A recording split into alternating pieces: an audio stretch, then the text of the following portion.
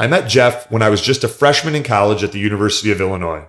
I was looking at different fraternities with some friends, and we were getting a tour of the Phi Delta Theta house, Jeff's fraternity. We were up on the third floor checking out the bedrooms when Jeff came walking down the hallway in a towel. The guy was ripped, but not ripped like a bulky bodybuilder you'd see in the magazines with monster-sized muscles popping out all over the place. That just doesn't look natural, and it turns out most girls don't like that look too much either. Jeff had the kind of body where you knew he was in shape, but you didn't realize just how in shape he was until he took his shirt off. I mean, people talk about six-packs.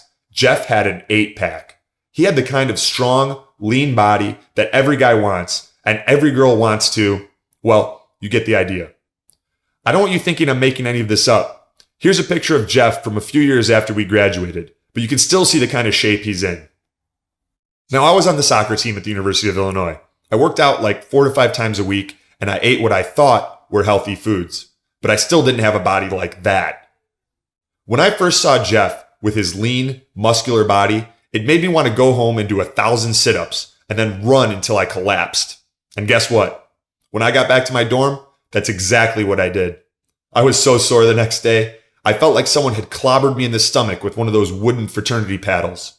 But unfortunately, I didn't notice any difference in the way I looked. Well, I ended up joining that fraternity, and Jeff and I became good friends. We hung out a lot. I really liked Jeff, but I was secretly jealous. I wanted a body like his, and I hated that those insane results that came so easily for him continued to escape me.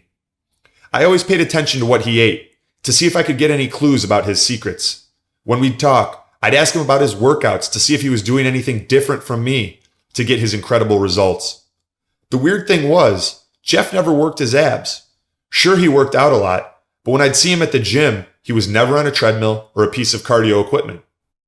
And while Jeff got in better shape year after year, I was working harder than ever and getting worse results.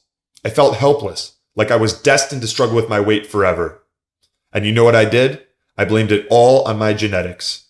I told myself that some people were just born that way. Jeff was obviously one of those people. At least that's what I kept saying in my head. But deep down, I knew I was lying to myself. I just didn't know what else to do. Sure, Jeff had great genetics. None of my other friends had a stomach like his either. But that still didn't change the fact that I didn't like the way my clothes fit, I never wanted to take my shirt off at the pool, and at times I felt like a prisoner in my own body. Don't get me wrong, I hadn't completely let myself go. I was still playing soccer and working out, but you'd never know it by looking at me. Here's an old picture I found of me visiting some of my relatives while I was studying abroad in Italy. I'm the guy on the right with the sideshow bob haircut and the white dress shirt with the buttons that are hanging on for dear life. Keep in mind, I'm 21 years old in this picture.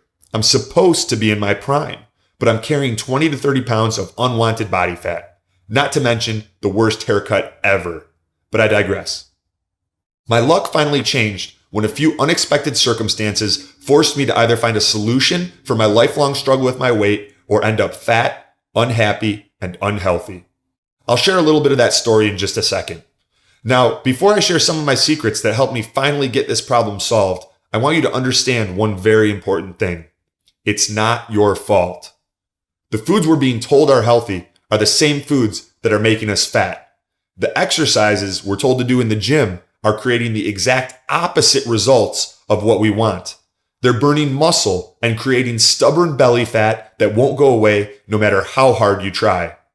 And the diets we're on are wreaking havoc on our hormones and making our metabolism slower than a tortoise on tranquilizers. In fact, research from the National Institute of Health shows us that 98% of all diets fail. Why? Because most diets are either easy to follow but not effective, or they're effective but too difficult to follow. Even the lucky folks who do get results from dieting usually gain all the weight back plus more within 6 months. Here's why.